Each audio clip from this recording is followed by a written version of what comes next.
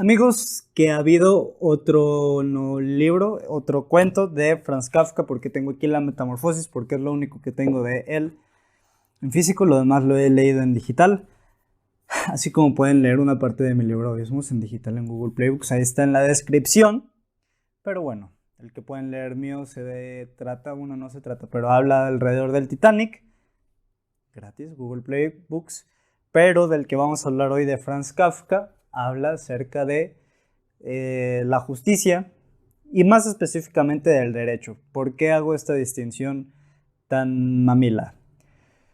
A ver, este cuento del que les hablo es Ante la Ley. Ajá, así se llama, insisto, está muy fácil de que lo encuentren ahí en la computadora. Y hasta en su celular porque está muy cortito. X, léanlo. O no. No pasa nada. ¿De qué habla? ¿Por qué hablo que más de la diferencia entre justicia y acceso a y el derecho? Me sorprende cuántos escritores hay que estuvieron alrededor del derecho, abogados, y después se salieron. Y no me sorprende por qué es. Ajá. Porque es un área bastante corrupta el derecho. Ajá. Yo lo estudio, lo he visto y sé cómo está la situación. Ajá. No soy un güey con demasiada experiencia, pero lo suficiente para saber que hay un exceso de corrupción aquí en México. Y tú dirás, en Praga, bellísimo país, ahí no hay corrupción, ahí hay acceso a la justicia y ahí los abogados son perfectos y la justicia y el Estado es divino. Pues no, amigos, Franz Kafka vivió principios de los 1900 y finales de los 1800, fue abogado, no sé por qué se salió, no sé si fue porque estaba o muy feo como abogado o muy cool como escritor.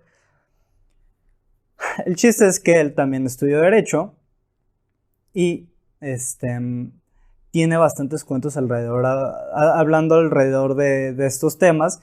Y ante la ley hace una crítica bastante fuerte al acceso a la justicia. Ajá. Acceso a la justicia se me hace como una palabra compuesta, frasecita compuesta que suena muy mamón, pero ¿qué significa? No más eso. Ajá. O sea que te pasó algo, necesitas que algo se te repare, que puedas acceder a eso, es acceso a la justicia. Ajá. ¿Me entendiste al 100? Y ¿cómo se llama? Ante la ley,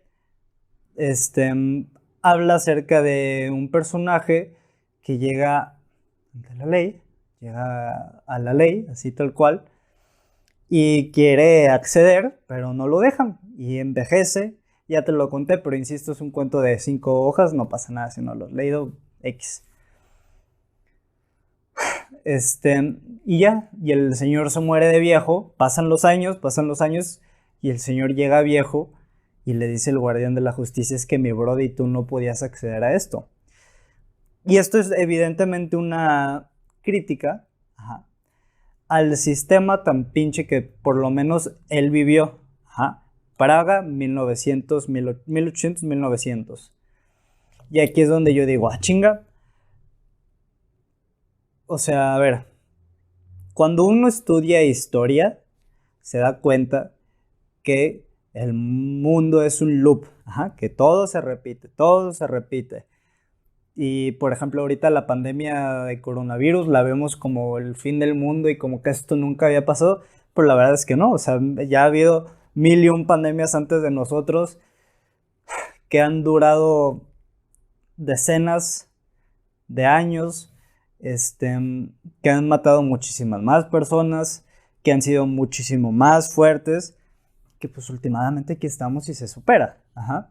¿Por qué pasa que lo actual como que lo crecemos, lo hacemos como el último?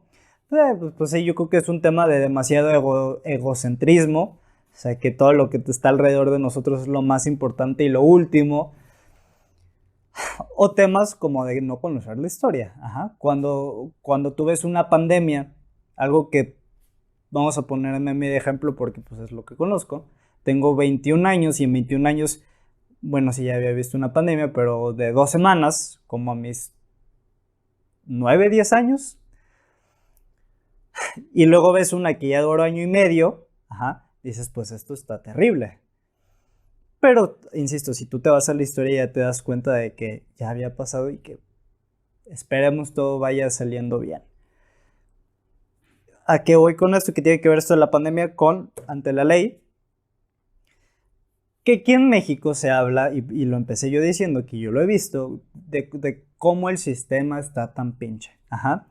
Y yo puedo, si yo me quedo con esa sola idea de que solo aquí en México está pinche y que en Estados Unidos es perfecto y que en Canadá es perfecto y que en Europa es perfecto, me estoy quedando con una visión bastante pequeña.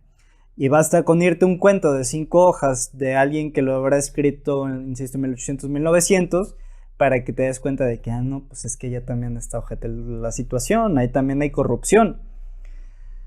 Y a ver, normalmente en estos videos intento plantear un tipo de solución, y insisto, súper digo tipo porque yo sé que no lo voy a resolver con una reflexión pequeña, que son problemas inmensos y que la corrupción la puedes resolver. Más bien, si la quisieras resolver tendrías que atacar, yo creo que individualmente, algunos 100 problemas sin miedo a exagerar, como la pobreza, la desigualdad, lo que quieras, educación, mil y un cosas. Pero digo, a ver, ¿cuál es por lo menos una reflexión o qué se me vino a la mente al leerlo? Y creo que puedo dar yo un buen mensaje, por lo que yo he visto, insisto, alrededor del derecho, que no es muchísimo, estoy chico, todavía no acabo la carrera, pero que ya sé cómo está la situación. Ya lo sé, que no está bien. Mucha maraña, mucha trácala, mucha corrupción, mucha ojetada, poco acceso a la justicia. Y a ver, también suena, pero no necesitas ser estudiante de derecho o abogado para darte cuenta. Basta con que veas las noticias para que veas cuánta gente no le robaron y nunca hicieron nada, cuántas chavas violan y nunca se hace nada, toda la corrupción que hay entre políticos, toda la impunidad que hay. No necesitas ser alguien experto para darte cuenta de que existe. Ahora bien, ¿qué es lo que yo propongo? No seas partícipe de. Y esto puede implicar mil y un cosas, y no lo voy a abarcar en un video que a lo mucho va a durar 9, 15 minutos.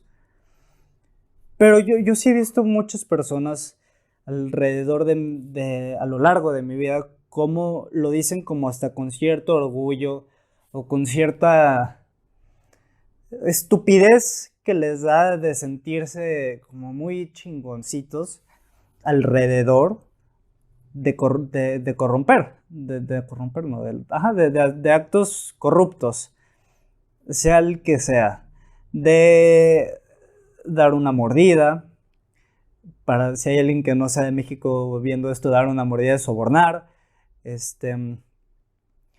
mintiendo, engañando a tus clientes, si eres abogado, o sea, si estás alrededor del mundo del derecho o no. Creo que lo único que queda decir es no seas cabrón, no seas ojete. Y no necesitas un conocimiento y un lenguaje, ¿cómo decirlo? Como profesional o técnico para ponerte a hablar de justicia y el bien y el mal. Está bien ese tipo de discursos y valen mucho la pena en ciertos momentos y para ciertas acciones. Pero creo que una reflexión que absolutamente a todo el mundo le va a entrar es no seas ojete, no seas cabrón. Porque si el mundo está así es por tantas veces que alguien ha dicho como, no pasa nada. Haciendo alguna ojetada, algo que está mal, evidentemente, por mil y un veces que se dijo, no pasa nada, no pasa nada, no pasa nada. En esos no pasa nada es que tanto en Praga de inicios de 1900 como en México de inicios de los 2000, 2020, estamos ante un sistema que tiene, como en este cuento, gente muriéndose y llegando a vieja que no tiene acceso a justicia. que se le ignoró, que su delincuente quedó impune, que se le afectó, y todo por muchas personas que dijeran, no pasa nada, no pasa nada, y que lo dejaron ir, cuando algo estaba evidentemente mal.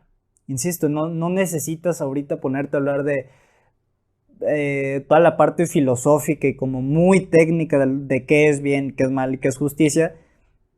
Me cae hasta gordo. Ajá. Porque tú sabes perfectamente bien en qué momento de tu día estás haciendo ojete, en qué momento de tu vida y de tu día estás haciendo algo que está mal. Ajá. Tú lo sabes. Si lo quieras hacer o no, es muy tu problema, pero yo te recomiendo que no lo hagas. Déjale un mejor lugar a tus hijos, déjale un mejor lugar a tu esposa si tú te mueres, a tu esposo si tú te mueres, señorita, a quien sea, a los perritos, déjales un mejor lugar.